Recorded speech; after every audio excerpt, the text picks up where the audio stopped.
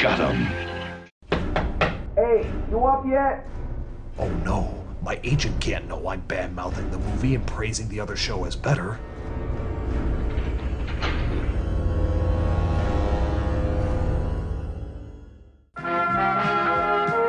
The Transformers will return after these messages.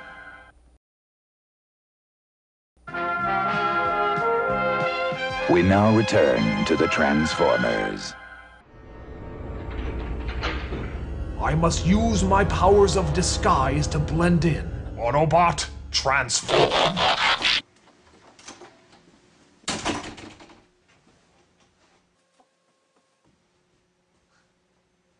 Aw, gee. I wonder where he could be. He's such a master of camouflage. He could be anywhere. So he's obviously this lantern! Transform! Transform! Come on! Transform! Alright.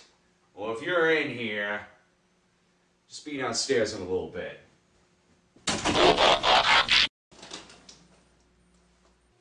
Anyway, so Ravage is captured, but we figure out the Decepticons are gonna try and get more energy from a dam. Soundwave, prepare the Energon cubes.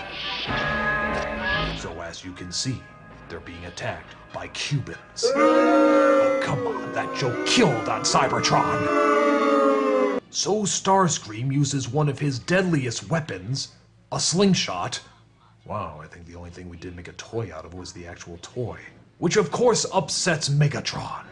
You fool, Starscream! Help save the Energon cubes! Get them out of here! You're old, Megatron. Yesterday's model. Junk! That's what you are. Junk! Whoa, did I really just use the J word? You destroy everything you touch, Megatron! Because everything I touch is food for my hunger! My hunger for power! No!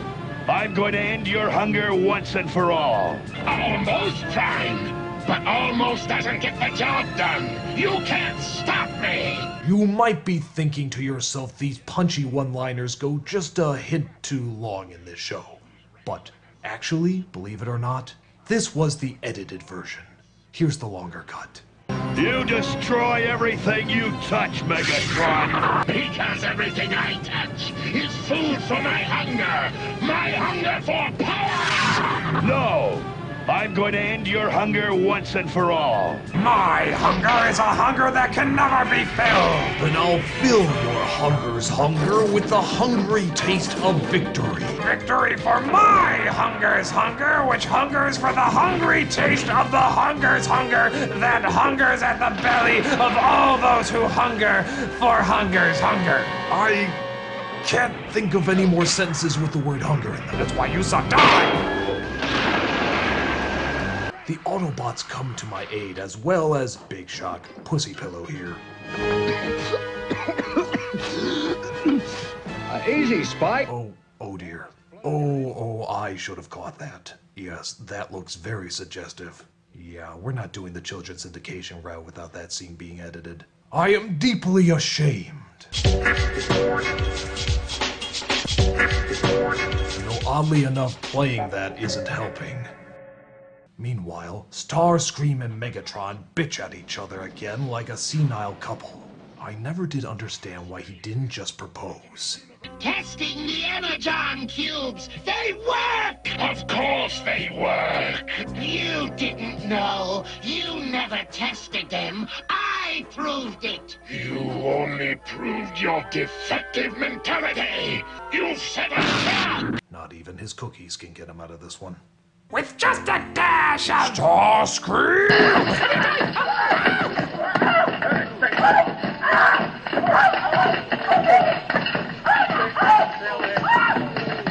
Wow, that was dark. The Decepticons tried to get energy from a mine shaft, but luckily we were there to stop them again. Unfortunately, they buried us under a ton of debris, but we escaped without a scratch on us or the humans. So, just to reiterate, being crushed by a ton of rocks, no problem at all. Crashing the ship into a volcano, 4 million year recovery.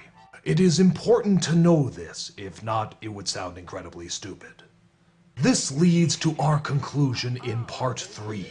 Here, we get the idea to fool Ravage into thinking we've revealed our plan and let him go, only to plan a trap to capture the Decepticons. But they didn't fall for it because we're really bad actors. He told me Teletran 1's located a secret supply of rocket fuel. Where? Not too far from here, about 140 kilometers due west. Why, there's enough rocket fuel at that base to make 4 trips to Cybertron. Can't believe he went to the actor's studio. Right on schedule, aren't we? No thanks to you, Starscream. This is why our marriage counselor says we're never going to grow as a couple. You've also made clear your desire to replace me as leader of the Decepticons. Mistake number 1. Now, of course, if I was leading, I would shoot the bastard and not wait for mistake number 2. Hey, look, mistake number 2. It's empty! Now it's my turn. Megatron! Megatron!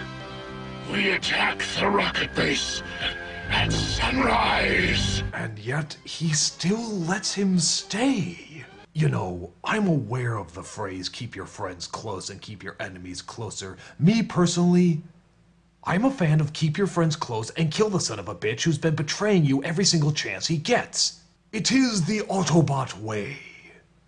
So the Decepticons use our trap and turn it into a trap on us, pulling off a deceptive con, if you will.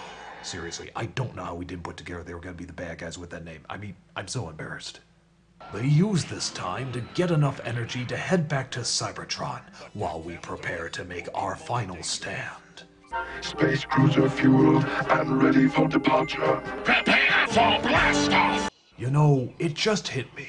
Am I the only one who realizes that Soundwave does all the work? And yet we know so little about him.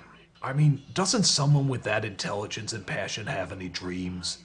Soundwave, ready the army! No, I am tired of doing all the work and having no personality.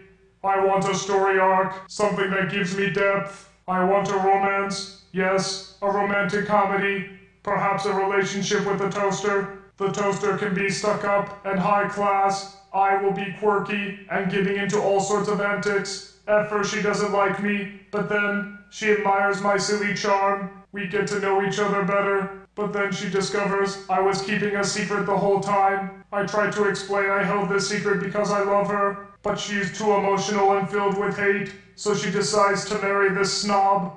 A real uptight guy with no funny lines. She is about to be wed at the altar, but then I come stumbling in after going through some sort of comedic chase. I plead myself to her, and at first, it looks like she's not buying it, but then her eyes tear up, she turns around, gives me a hug, the snobby groom is angry, but then my comedic sidekick comes in and punches him, the crowd cheers. I tell the Toaster I love her, she says she loves me, we decide to get married but we do not show it on screen because 2 weddings would just be repetitive. So we end with kind of an open ending, something like we're driving a convertible into the sunset or something. This leaves it open for a sequel. I want to be played by Zac Efron and Natalie Portman as the Toaster. There is a bit of an age difference, but I think she looks young enough she can pull it off. Disney has shown interest. Gary Marshall is attached to direct. It will be called Soundwaves of the Heart. It will be rated PG-13 for crude humor and adult situations, but nothing too bad. Just enough to let the male demographic know that it's edgy and will have some gross-out humor for them. And the female demographic will instantly be drawn to the Toaster. They will be able to imagine themselves inserted into the role. It will be released in summer, preferably over a holiday weekend. It will break records, win awards. It will be the sleeper hit of the year. No! Damn it. So we have our epic battle, but it appears Megatron still gets away. Or does he? Total victory is within my grasp. Not yours, Megatron! I see that you have learned nothing, Starscream. He learned nothing.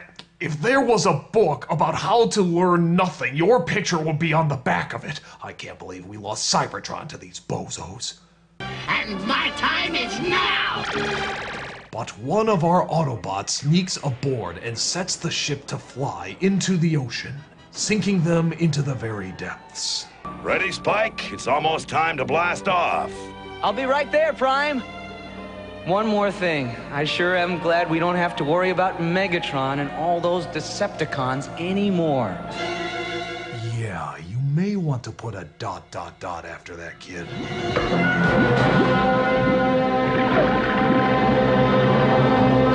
Ah, yes. That was the story arc of the mighty Autobots. You know, it's a touch sillier than I remember it. I suppose, looking back, it's not quite as grand as I remember. Sure, there wasn't much emphasis on characters. Sure, the stories were pretty repetitive. And sure, we were just as focused on advertising as any other show.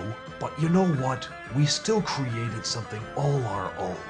Our designs were creative, our episodes action-packed, every second filled with energy and excitement. We knew how to make our audiences happy, and we did it well. It may not be the best show, but it was a show that knew what it was and who it was trying to entertain. And it tried hard every second it could to give you that action-packed entertainment that you all loved. Which is why I ask all of you gathered here today, in this world of remakes, sequels, and emphasis on special effects, who the fuck just wants to watch some Transformers cartoons?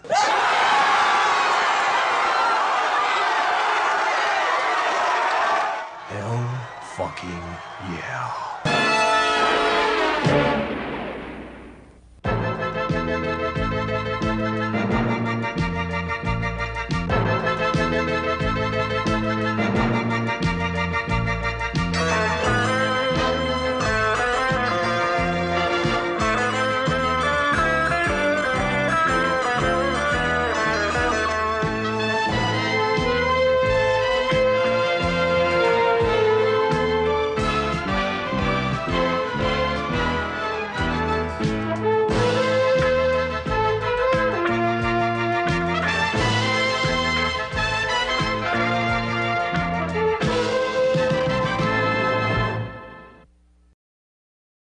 Yes! Yes! Oh! Oh!